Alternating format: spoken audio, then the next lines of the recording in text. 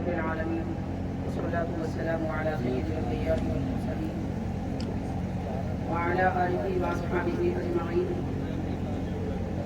وعلى من أحبهم وتبعهم بإحسان إلى يوم الدين. أما بعد فأعوذ بالله من الشيطان الرجيم. بسم الله الرحمن الرحيم. إن الله وملائكته يصلون على النبي يا أيها الذين آمنوا صلوا عليه وسلموا تسليما. اللهم صل على سيدنا محمد وعلى آله وصحبه أطول صلواتك وعدد معلوماتك وبارك وسلم. شہر نشین پر جنت اللہ وبرکاتہ. معزز حاضرین، جیسا کہ آپ حضرات نے ناظم صاحب سے سماعت کیا، اس عظیم الشان کانفرنس میں مجھے آخر کا عنوان ہے حضرت امام اعظم ابو حنیفہ رحمۃ اللہ علیہ کے مقلد اولیاء کرام اور صوفیاء اعظام. اس دنیا میں نبوت، صدیقیت اور شہادت کے بعد سب سے اعلیٰ مقام ولایت کا ہے. اولیاء کرام یہ وہ مقدس ہستیاں ہیں جو اپنے سر کی آنکھ سے بھی دیکھتے ہیں تو دل کی آنکھ سے بھی دیکھتے ہیں، اور یہ وہ شخصیتیں ہیں جو عبادت کرتی ہیں تو اپنی عبادت میں جلوہ الہی کا نظارہ کرتی ہیں،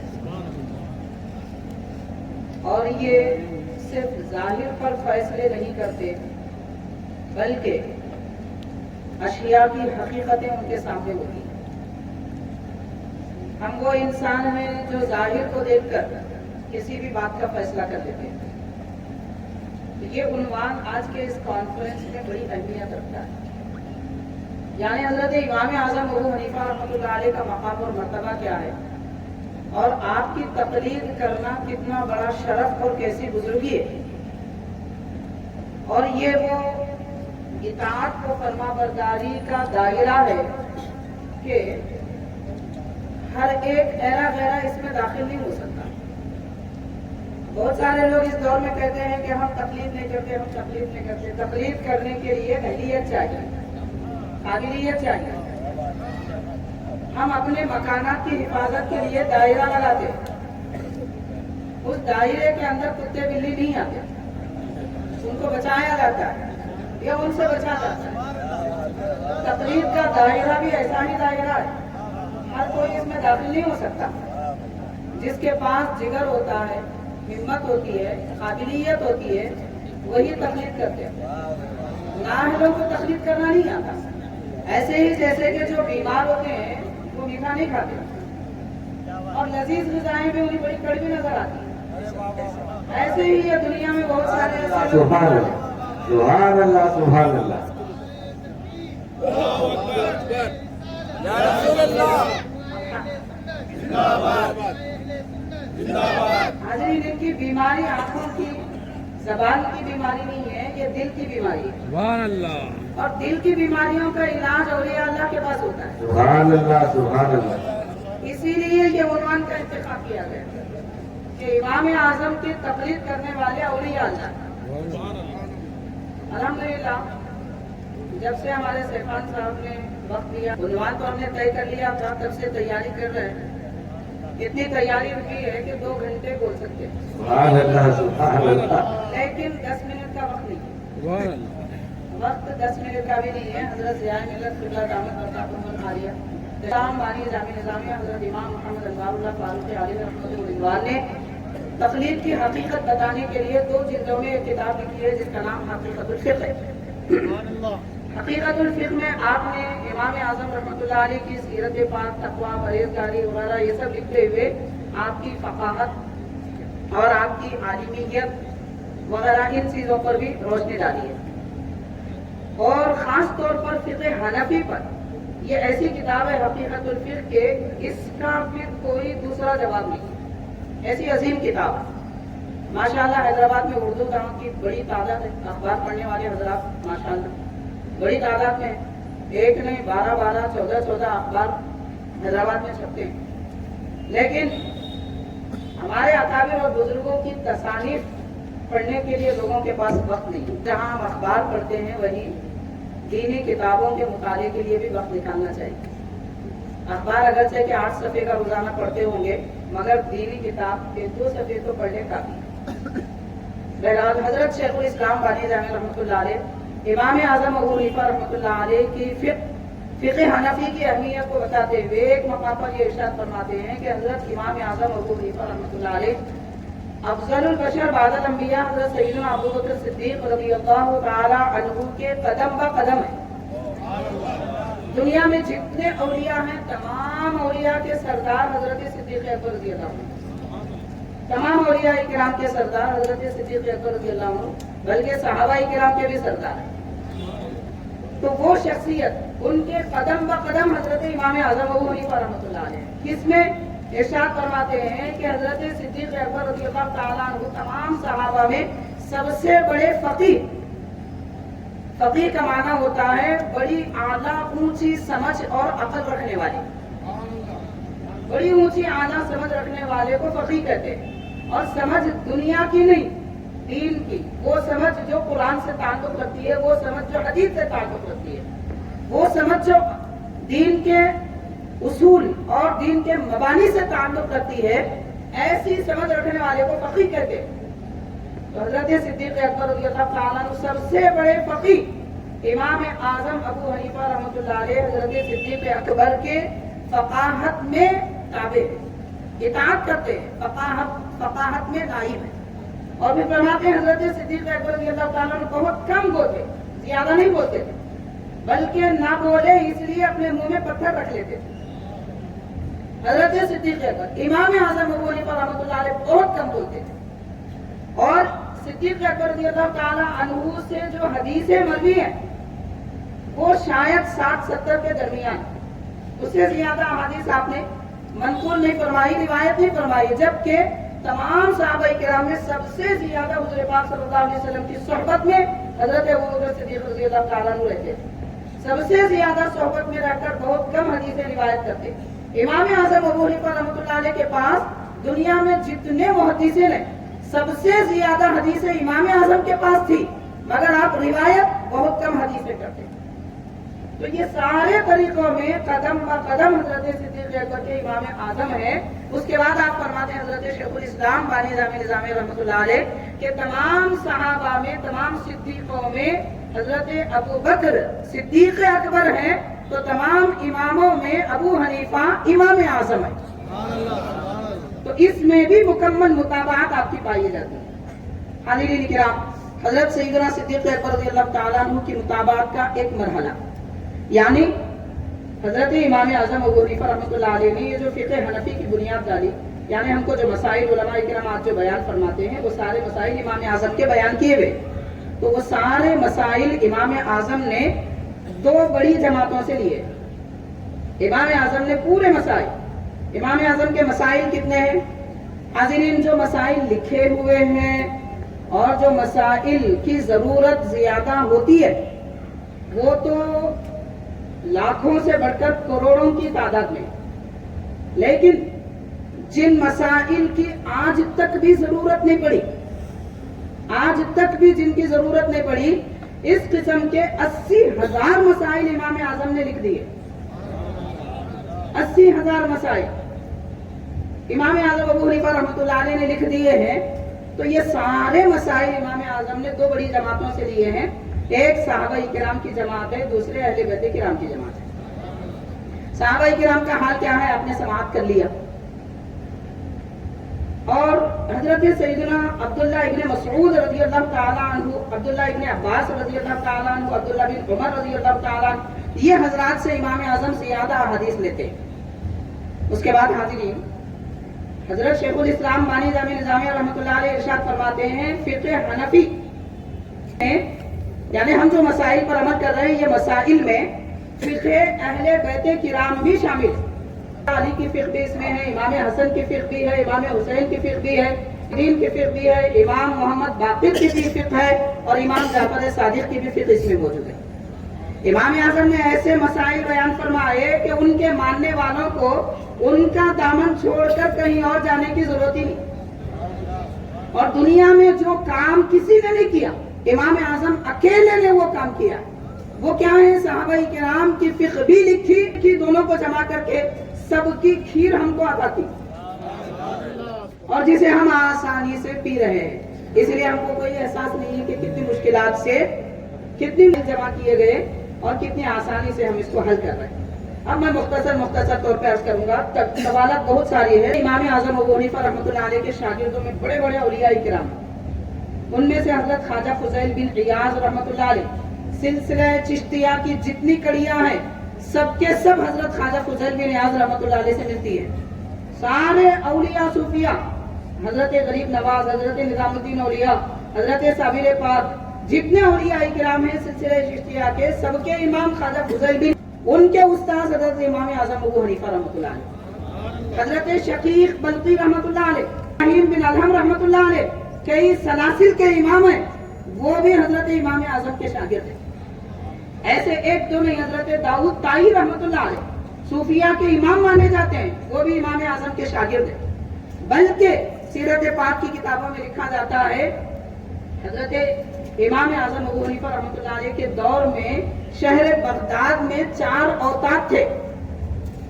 اوتاد کیا ہے؟ یہ اوتاد وتد کی جمع ہے. وتد کا اصل معنی ہوتا ہے کیل، جو ڈیرے لگانے کے لیے زمین میں گاڑی جاتی ہے اس کو وتد کہتے ہیں. تو وتد کی جمع اوتاد ہے. اوتاد کا معنی کیا ہے؟ دراصل یہ اولیاء کرام کے طبقات ہیں. دنیا میں اللہ تبارک و تعالیٰ نے ساری دنیا کو رزق دینے کے لیے اور ان کو راحتیں فراہم فرمانے کے لیے بڑے بڑے اولیاء کرام کی جماعتیں بنائی. سب سے جو اعلیٰ ہیں وہ غوث ہیں، ان کے ماتحت قطب ہیں، ان کے ماتحت ابدال ہیں، ان کے ماتحت اوتاد ہیں. تو دنیا میں جتنے اوتاد پائے جاتے ہیں، بعض حضرات نے 6 کا ذکر کیا، بعض نے 40 کا بھی ذکر کیا. تو یہ جو اوتاد ہے، امام اعظم ابو حنیفہ رحمۃ اللہ علیہ کے دور میں 4 اوتاد بغداد میں رہتے تھے، کوفہ میں رہتے تھے، اور وہ چاروں کے چاروں امام اعظم کے شاگرد تھے. تو وقت کے اولیاء اور اوتاد اصفیاء امام اعظم کے شاگرد ہیں. تو آپ غور کیجئے کہ جن کو اللہ تعالیٰ کی سب سے بڑی سمجھ، عقل، معرفت، قربت، محبت حاصل ہوئی، وہ امام اعظم کے شاگرد ہیں. تو پھر جو ناسمجھ ہیں، بیوقوف ہیں، نادان ہیں، کم عقل ہیں، کم ظرف ہیں، ان کو امام اعظم کی تقلید سے کیا تعلق؟ حاضرین دیکھیے، قانون اس پہ لاگو ہوتا ہے جو سمجھدار ہے. مجنون اور پاگلوں پر کوئی قانون نافذ نہیں ہوتا. تو تقلید کا قانون بھی سمجھداروں پہ نافذ ہوتا ہے. جو کہتا ہے ہم تقلید نہیں کرتے، آپ نے اپنی زبان سے اپنی اوقات بتا دی ہیں آپ نے اپنی اوقات کے آپ کس درجے کے. حضرت امام اعظم ابو حنیفہ رحمۃ اللہ علیہ کے متعلق حضرت سید علی حجویری داتا گنج بخش علیہ رحمت و رضوان اپنی کتاب کشف المحجوب میں تحریر فرماتے ہیں کہ ایک مرتبہ میں حضرت سیدنا بلال رضی اللہ تعالیٰ عنہ کے مزار مبارک کے پاس آپ کے قدموں میں آرام کر رہا تھا، اور میں نے خواب دیکھا. خواب میں مکہ معظمہ میں تھا. باب بنو شیبہ کے دروازے سے نبی پاک رحمت للعالمین صلی اللہ علیہ وسلم تشریف لا رہے ہیں، اور حضرت علی حجویری داتا گنج بخش فرماتے ہیں میں فوراً کھڑا ہو گیا اور دیکھا کہ حضور پاک صلی اللہ علیہ وسلم نے ایک بڑی عمر کی شخصیت کو گود میں اٹھا لیا ہے. گود میں عام طور پر بچوں کو لیا جاتا ہے. داتا علی حجویری رحمۃ اللہ علیہ فرماتے ہیں بڑی عمر کی شخصیت کو نبی پاک صلی اللہ علیہ وسلم نے گود میں اٹھا لیا ہے. میں نے پیارے آقا کو دیکھ کر اپنے دل میں خیال کیا کہ سرکار دو عالم صلی اللہ علیہ وسلم اتنی بڑی عمر والی شخصیت کو گود میں کیوں اٹھائے ہوئے، یہ کون ہے اور یہ ماجرا کیا ہے؟ اور فرماتے ہیں میں فوراً دوڑا حضور کی خدمت میں 10 بوسی کی، قدم بوسی کی. معلوم ہوا کہ 10 بوسی قدم بوسی کرنا اولیاء اکرام کا طریقہ ہے، اور یہ 900 سال سے جاری. حدیث پاک میں بھی ہے، لیکن ولایت اولیاء کے معمولات میں اگر دیکھا جائے تو تقریباً 900 سال سے جاری ہے. علی حجویری داتا گنج بخش وہ شخصیت ہے جن کے مزار مبارک پر حضرت غریب نواز رحمۃ اللہ علیہ نے 40 دن کھڑے رہ کر چلنا کیا تھا فیض لینے کے لیے. تو وہ فرما رہے ہیں میں نے حضور نبی کریم صلی اللہ علیہ وسلم کو اس حال میں دیکھا، اور میرے دل میں خیال آیا کہ اتنی بڑی شخصیت کون ہے اور یہ ماجرا کیا ہے کہ وہ بھی حضور کی گود میں ہے. تو پیارے آقا صلی اللہ علیہ وسلم جیسے میں قریب ہوا ارشاد فرماتے ہیں کہ اے علی، یہ تمہارے ملک کے تمہارے امام ہیں، तुम्हारे मुल्क के तुम्हारे इमाम है, यानी अजम के, अरब के नहीं है, अजम में पैदा होंगे, ये फरमाया। तो ये अजम के तुम्हारे मुल्क के तुम्हारे इमाम हैं और इनकी कुनियत अबू हनीफा है। तो हाज़िरीन किराम, हजरत अली हजवेरी रहमतुल्लाह ने ये ख्वाब देखकर इमाम आजम का मकाम मर्तबा बताना चाहते हैं कि प्यारे आका सल्लल्लाहु अलैहि वसल्लम इमाम आजम को अपनी गोद में पालते। तो ये शान, ये अज़मत हजरत ज़िया मिल्लत ख़िज़ा अबू हनीफा रज़ियल्लाहु ताला अन्हु के मुक़ल्लिदीन में औलिया अल्लाह और सूफिया किराम। तो औलिया किराम, हजरत शेखुल इस्लाम बानी जामिया रहमतुल्लाह अलैह फरमाते हैं कि औलिया अल्लाह का तक़लीद करना ये जाहिर बीनी के तौर पर नहीं है, वो हकीकत को देख कर, यानी इमाम आजम की तक़लीद का मकाम क्या है और कितनी उसकी ज़रूरत है, मकबूलियत कितनी है, वो अपने कश्फ के और मुशाहदे के ज़रिए जानकर इमाम आजम की तक़लीद इख्तियार की है। जैसा कि आप हज़रात ने समाअत किया, हज़रत दाता गंजबख्श अली हजवेरी रहमतुल्लाह अलैह ने इमाम आजम अबू हनीफा रहमतुल्लाह अलैह के मुतालिक इरशाद फरमाया। फ़वाइदुल फ़ुवाद में हजरत सैयदना निज़ामुद्दीन औलिया महबूब इलाही रज़ियल्लाहु ताला अन्हु के मलफूज़ात में जिक्र किया जाता है। किसी ने आपसे सवाल किया कि हजरत क्या सहाबा के तरीके को भी सुन्नत कहते हैं? तो आप गौर कीजिए, औलिया किराम के दरमियान भी सहाबा किराम की बातें होती थी। अहले सुन्नत व जमात का मजहब सिर्फ एक दामन थामने का मजहब नहीं है। अहले सुन्नत सब बुजुर्गों को थामते हैं, सबकी पैरवी करते हैं, सबसे मोहब्बतें रखते हैं और सबके गुलाम हैं। नबी पाक सल्लल्लाहु अलैहि वसल्लम ने यही हमको सिखाया। तो पूछा गया कि क्या सहाबा के तरीके को भी सुन्नत कहते हैं? तो हजरत निज़ामुद्दीन औलिया महबूब इलाही रहमतुल्लाह अलैह इरशाद फरमाते हैं कि हमारे इमाम आजम के मजहब में, यानी हजरत निज़ामुद्दीन औलिया महबूब इलाही भी हनफी है, इमाम आजम के मुक़ल्लिद है। तो फरमाने हमारे इमाम आजम के मजहब में सहाबा के तरीके को भी सुन्नत कहते हैं, जैसा कि नबी पाक सल्लल्लाहु अलैहि वसल्लम के तरीके को भी सुन्नत कहते हैं। अलबत्ता इमाम शाफी रहमतुल्लाह अलैह के पास तरीक़ा सहाबा को सुन्नत नहीं कहा जाता। ये हजरत महबूब इलाही के मलफूजात हैं। इमाम आजम को आपने इमाम आजम भी कहा और इमाम आजम को हमारे इमाम भी कहा। तो इन दो जुमलों से मालूम होता है कि आदमी मुक़ल्लिद है। वैसे बहुत सारे बुजुर्गान दीन में लिखा है कि आप भी हजरत इमाम आजम के मुक़ल्लिद हैं। सैयदना गरीब नवाज रज़ियल्लाहु ताला अन्हु इमाम आजम के मुक़ल्लिद हैं।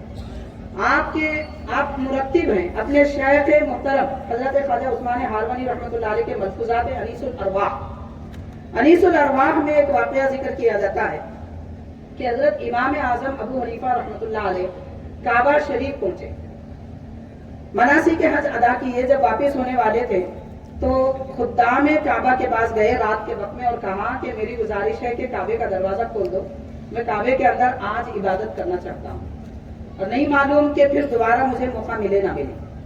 तो जब दरवाजा खोला गया तो वो खादिम बताते हैं हजरत इमाम आजम अबू हनीफा रज़ियल्लाहु ताला अन्हु काबे के अंदर तशरीफ ले गए और रकात बांधी, बाएं पांव पर अपना दाहिना पांव रखा, एक रकात में आधा कुरान मजीद तिलावत की, दूसरी रकात में आधे कुरान मजीद तिलावत की, सलाम फेरते हैं, उसके बाद गिड़ गिड़ा के दुआ करते हैं रब के दरबार में और ये भी अर्ज करते हैं कि ऐ परवरदिगार जैसे तेरी इबादत करना था मैंने नहीं की।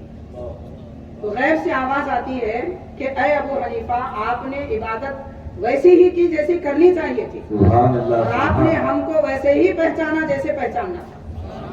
अल्लाह तबारक व तआला की तरफ से इमाम आजम की मकबूलियत और आपकी इबादत की कबूलियत की बिशारतें उम्मत मुस्लिमा को दी गई है और ये सूफिया किराम औलिया अल्लाह बयान फरमा रहे हैं। हाज़िरीन किराम, एक दो बातें अर्ज करूंगा, हजरत तशरीफ फरमाए, ज्यादा तवील गुफ्तगू करना मुनासिब नहीं है।